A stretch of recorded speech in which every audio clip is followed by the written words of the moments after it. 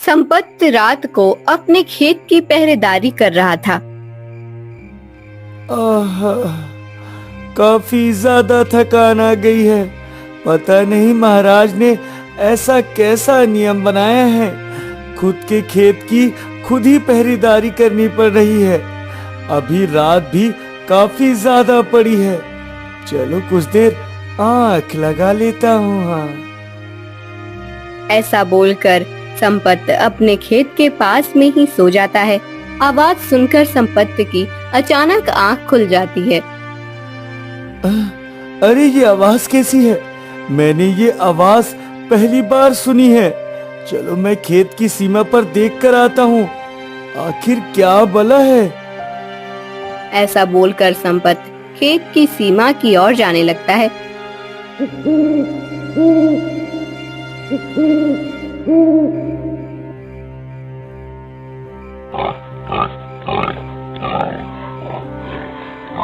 तभी अचानक एक आदमखोर सुअर पीछे से संपत पर हमला कर देता है। अरे ये तो आदमखोर सुअर है। कोई मुझे बचाओ, कोई मुझे बचाओ। वो आदमखोर सुअर अपने नुकीले दांतों से संपत को मौत के घाट उतार देता है।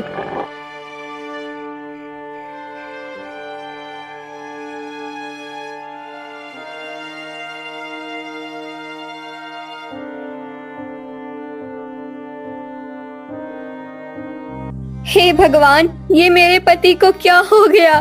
किस जालिम ने इनकी इतनी बुरी तरीके से हत्या कर दी है? देखते देखते सारे गांव वाले वहां पर इकट्ठा हो जाते हैं। अरे ये संपत को क्या हो गया? किसने इसे मार दिया? मोहन, संपत की तो किसी के साथ गैर दुश्मनी भी नहीं थी। वो तो बेचारा अपने खेतों की रखवाली करता था। मुझे आप यूं अकेला छोड़कर नहीं जा सकते। अब मेरा क्या होगा? मैं किसके सहारे जीऊंगी? अगले दिन फिर गांव वालों को एक लाश मिलती है। उस गांव वाले को उसी प्रकार मारा गया था जिस प्रकार संपत्ति की मौत हुई थी। अरे भाई मोहन, ये हमारे गांव के साथ क्या हो रहा है? अगर ऐसे ही चलता रहा तो हमारा गांव कुछ ही दिनों में खाली हो जाएगा। हाँ भाया, मुझे तो ये लग रहा है हमारे गांव पर कोई बला मंडरा रही है। तभी देखो हर रात को एक गांव वाला मारा जाता है। इधर से मंत्री वीरभद्र अपने कुछ सैनिकों के साथ वहां से गुजर रहे थे।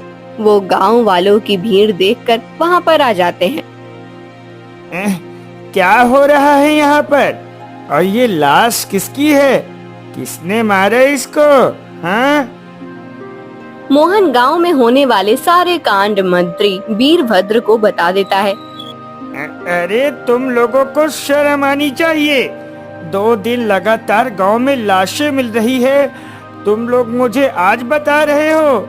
तुम लोगों ने महाराज को भी बताना जरूरी नहीं समझा है? अरे नहीं मंत्री जी, ऐसी बात नहीं है। हम काफी ज्यादा डर गए थे। अब तो घर से बाहर निकलने पर भी डर लगने लगा है। हाँ, आप लोगों को डरने की जरूरत नहीं है। मैं इस विषय में महाराज से बात करूंगा। हाँ।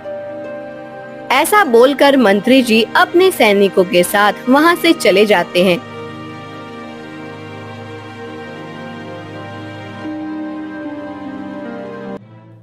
महाराज, गांव में काफी ज्यादा लोगों की मौतें हो रही है महाराज। मंत्री जी, हमारे राज्य में अचानक ये सब हो गया और आप हमें आज बता रहे हो? महाराज, ये सारी गलती गांव वालों की है। वो काफी ज्यादा डर गए थे। कोई घर से बाहर ही नहीं निकल रहा था। मुझे खुद इस घटना के बारे में आज पता चला महाराज। हाँ ठीक है मंत्री जी। मुझे तो लग रहा है ये जरूर कोई चोर लुटेरों का काम होगा, वरना ऐसी घटना हमारे राज्य में पहले कभी घटित नहीं हुई। नहीं महाराज, ये कोई चोर लुटेरे और डाकुओं का काम नहीं हो सकता, क्योंकि अगर उनको लूटना होता तो घर में घुसकर डाका डालते। कोई खेत में भला क्यों किसको मारेगा? हाँ रानी साहिबा, आपने सही कहा। मुझे तो कुछ और ही दाल में काला लग रहा है। हाँ मंत्री जी, आप जल्द से जल्द पता लगाइए कि ऐसा आखिर कौन कर रहा है और क्यों कर रहा है। महाराज, मेरा नाम भी वीरभद्र है। मैं आपको वचन देता हूँ, 2 दिन के अंदर उस खूनी को आपके सम्मुख पेश कर दूंगा। हाँ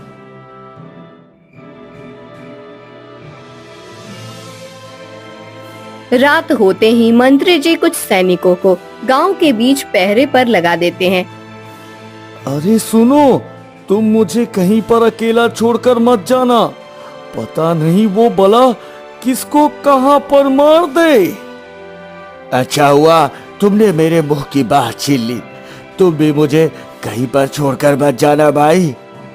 सैनिक ऐसा बोल ही रहे होते हैं, तभी उन्हें किसी के पैरों की आवाज सुनाई देती है। अरे सेनापति, तुम यहीं पर रुको, मैं देख कर आता हूँ आखिर इतनी रात को कौन गांव में दाखिल हुआ है। ऐसा बोलकर सैनिक उस आवाज की ओर जाने लगता है।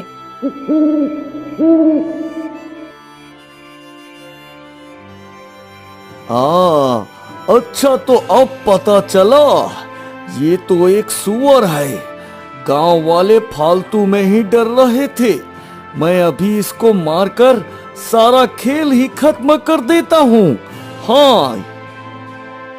ऐसा बोलकर सैनिक उस आदमखोर सुअर पर हमला बोल देता है। सैनिक के हमले से वो आदमखोर सुअर बच जाता है और पलटकर सैनिक पर हमला बोल देता है।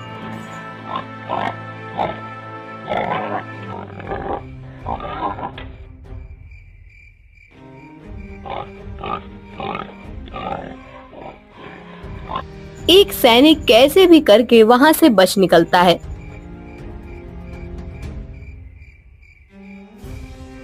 मंत्री जी, जल्दी बाहर आइए। हमारे सारे सैनिक भाई मारे गए हैं, जल्दी आइए। अरे सेनापति, ये तुम्हें क्या हुआ और ये तुम्हारे शरीर पर चोट कैसे आई है?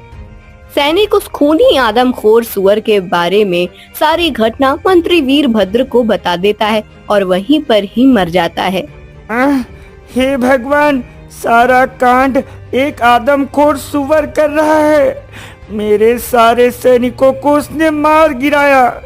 मुझे लगता है वो सुअर काफी ज्यादा खतरनाक और हैवान है। मुझे इस विषय में सुबह महाराज से बात करनी होगी। हाँ। अगली सुबह मंत्री जल्दी ही राजमहल आ जाता है।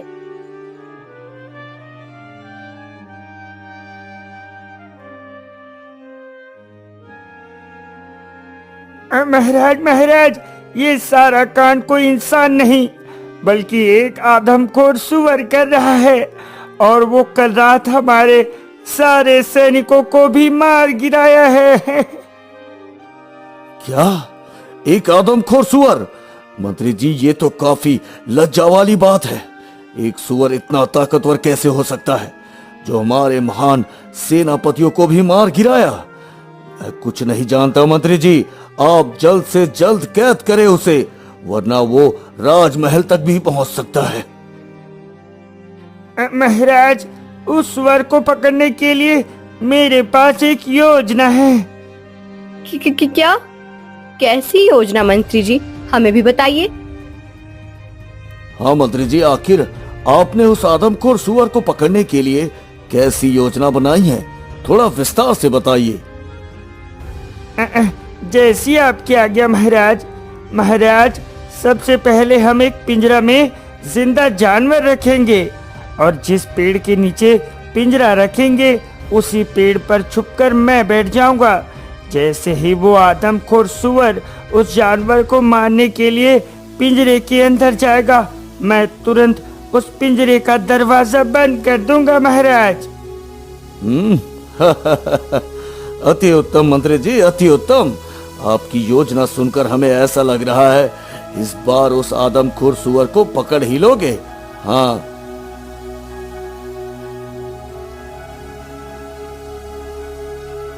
सुनो गांव वालों, हम उस आदमखोर सुअर को पकड़ने के लिए एक युक्ति बना रहे हैं। जब तक वो पकड़ा न जाए तब तक आप अपने घर में ही रहिए। हाँ मंत्री जी, आपने सही कहा, हम सब घर के अंदर ही रहेंगे। हमें बस आप कैसे भी करके इस मुसीबत से छुटकारा दिलवाइए भाई। हाँ, आप चिंता ना करें, उस आदमखोर सुअर की ये रात आखिरी रात होगी। हाँ, कुछ ही देर में रात हो जाती है। मंत्री अपनी योजना के मुताबिक एक पिंजरे में हिरनी का जिंदा बच्चा अंदर छोड़ देता है और खुद एक पेड़ पर सट कर बैठ जाता है। बस एक बार वो सुअर इस पिंजरे के अंदर चला जाए, फिर मैं उसको दिखाता हूँ मंत्री वीरभद्र का जलवा। हाँ, मंत्री अपनी तारीफ कर ही रहा होता है, तभी उसको किसी के दौड़ने की आवाज सुनाई देती है।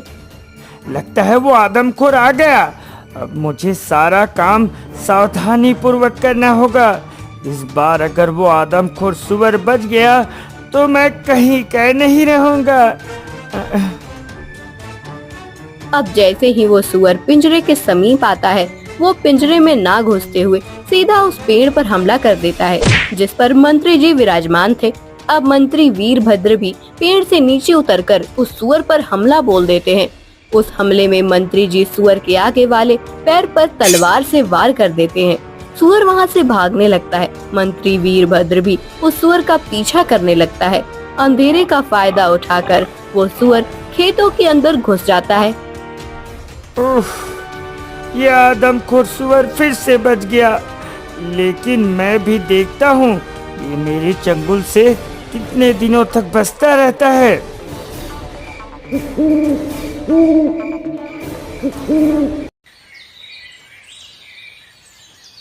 अगली सुबह मंत्री जी फिर राज की ओर प्रस्थान करते हैं। मंत्री जी, आपको ये चोट कैसे आई? राजा की बात सुनकर मंत्री जी रात वाली सारी घटना बता देते हैं। मंत्री जी, मुझे लगता है वो आदमखोर सुअर काफी ज्यादा चालाक है, तभी तो किसी के चंगुल में नहीं आ रहा है। महाराज, आप चिंता ना करें, मैंने उस सुअर पर ऐसा वार किया है कि वो कम से कम 1 हफ्ते तक गांव की ओर देखेगा भी नहीं। हाँ, तभी मंत्री वीरभद्र की नजर रानी पुष्पावती पर जाती है, जो एक हाथ पर पट्टी बांध रखी थी। महारानी, आपने ये पट्टी क्यों बांध रखी है? क्या हुआ आपके हाथ को? मंत्री जी, कल हम बागीचे में टहलते टहलते गिर गए, थोड़ी फिसलन के कारण हाथ पर घाव हो गया। अजीब बात है, जहाँ मैंने उस आदमखोर सुअर पर हमला किया था उसी जगह पर महारानी पुष्पावती को चोट आई है। मुझे महाराज को ये सब बता देना चाहिए। नहीं नहीं, बिना सबूत महारानी पर शक नहीं कर सकता मैं।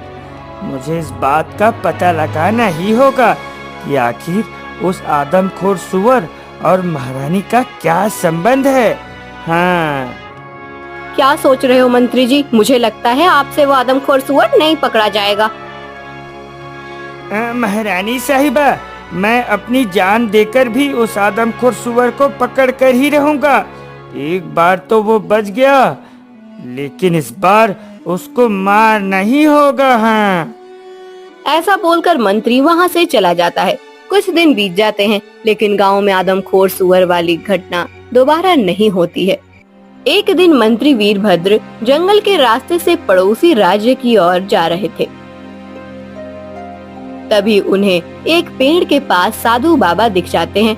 मंत्री साधु को देखकर वहीं पर रुक जाता है और उन्हें पूछने लगता है, साधु बाबा, आप इस जंगल में ना रहिए, ये जंगल और गांव काफी ज्यादा खतरनाक है। हाँ, मुझे लगता है आप इस राज्य के मंत्री हो, लेकिन आपके मुख पर ये चिंता के बादल क्यों छाए हुए हैं? जी साधु बाबा। ऐसा बोलकर मंत्री साधु को गांव में होने वाले कांड के बारे में सारी घटना बता देता है। मंत्री जी, मैं एक सिद्ध मुनि हूँ और मैं जानता हूँ कि वो आदमखोर सुअर कौन है और क्यों इंसानों को मार रहा है। साधु बाबा, मैं आपकी बातों का मतलब नहीं समझा। आखिर आप कहना क्या चाहते हैं? मंत्री जी, वो आदमखोर सुअर और कोई नहीं बल्कि इस राज्य की रानी है, यानी आपकी रानी साहिबा पुष्पावती, और वो हमेशा जवान रहने के लिए इंसानों को मार रही है। लेकिन साधु बाबा, ऐसे बिना सबूत के मैं रानी साहिबा पर उंगली नहीं उठा सकता हूँ। मंत्री जी, आज रात आप पुष्पावती पर नजर रखिए। वो जहाँ भी जाए आप उसका पीछा कीजिए, आपको सच्चाई का पता चल जाएगा। और हाँ, आप अपने महाराज को भी साथ में ले लीजिए। साधु की बात सुनकर मंत्री जी पड़ोसी राज्य न जाकर राजमहल की तरफ मुड़ जाते हैं।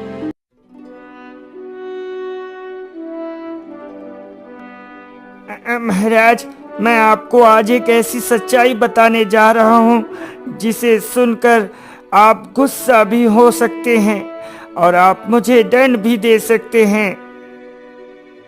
मंत्री जी, अगर आपकी बात सच निकली तो मैं भला क्यों दंडित करूंगा आपको?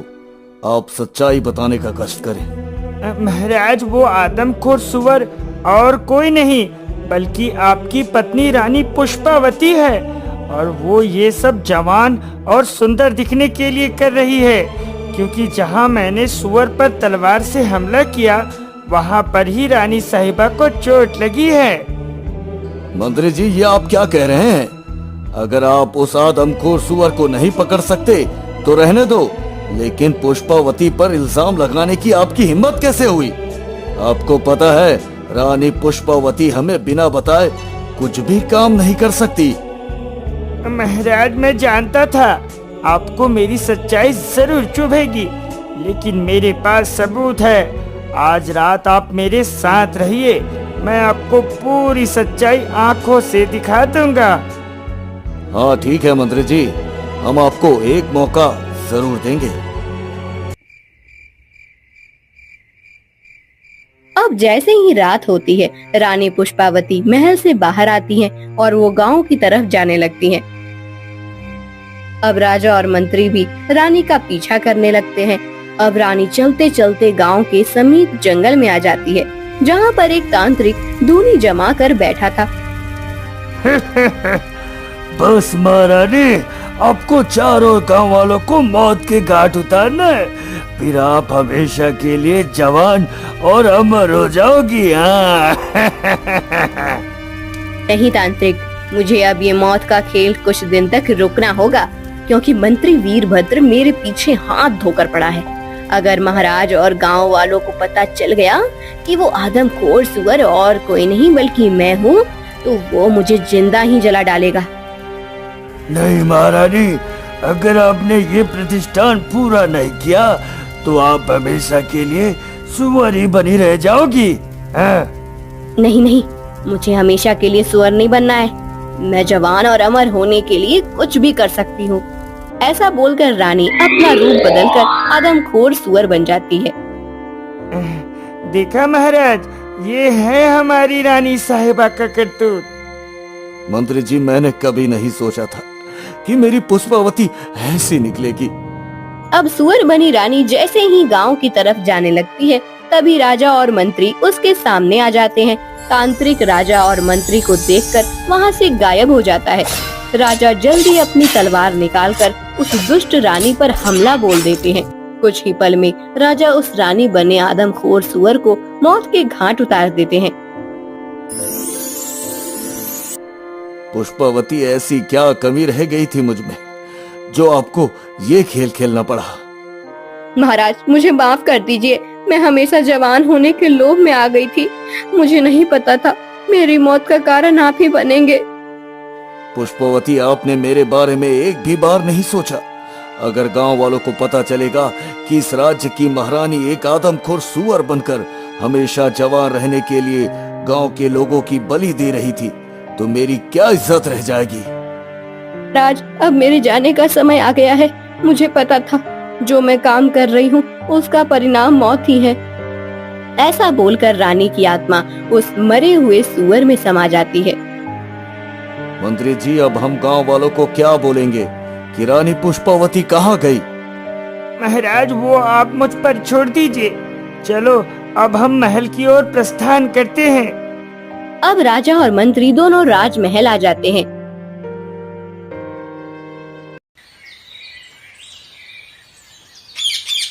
जैसे ही सुबह होती है, मंत्री जी फिर उस साधु बाबा के पास आते हैं।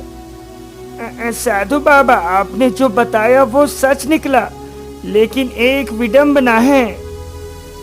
मंत्री जी, अब कैसी विडंबना आ गई? साधु बाबा, आपको तो पता है वो आदमखोर सुअर राजा की पत्नी पुष्पावती थी और हमने उसे मौत के घाट भी उतार दिया। लेकिन जब गांव वाले पूछेंगे कि रानी पुष्पावती कहाँ है, तो हम उनको क्या जवाब देंगे? मंत्री जी, बस इतनी सी बात। आप गांव वालों को बोल दीजिए आदमखोर सुअर को महारानी ने मारा है और वो उससे लड़ते लड़ते खुद अपने प्राण निछावर कर दी, और उस सुअर की लाश गांव वालों को दिखा दीजिए। साधु बाबा, आपने मेरी इतनी मदद की है, मैं आपका यह एहसान जिंदगी भर नहीं भूलूंगा बाबा जी। ऐसा बोलकर मंत्री जी वहाँ से चले जाते हैं और गांव वालों के बीच में आ जाते हैं। गांव वालों, वो आदमखोर सुअर मारा गया। हाँ, और उस आदमखोर सुअर से लड़ते लड़ते हमारी रानी साहिबा ने अपने राज्य के लिए अपने प्राण गंवा दिए। रानी साहिबा इतनी बहादुर निकलेगी, हमें पता नहीं था। हमें बचाने के लिए उन्होंने अपने प्राणों की बलि दे दी। अरे वाह! तभी सैनिक उस मरे हुए सुअर की लाश लेकर आते हैं। अब गांव वाले ये मान चुके थे कि उस आदमखोर सुअर को महारानी ने मारा है और वो सुअर से लड़ते लड़ते खुद भी मारी गई है। मंत्री जी, आपने इस राज्य को बचाने के लिए बहुत उपकार किए हैं। हम तो यही चाहते हैं कि हर राजा के पास आप जैसा मंत्री होना चाहिए। अब राजा प्रताप सिंह ने भी दूसरा विवाह कर लिया था और वो खुशी खुशी अपना राजपाट संभालने लगे।